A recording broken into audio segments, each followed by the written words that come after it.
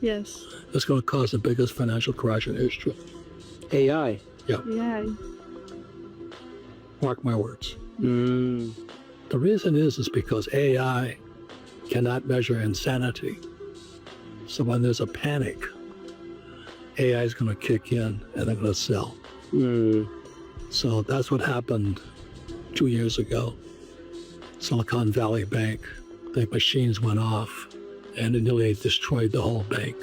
So if my prediction is that artificial intelligence is going to cause the biggest banking crash in history.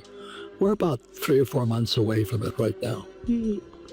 What about like at job positions, when it comes to job positions?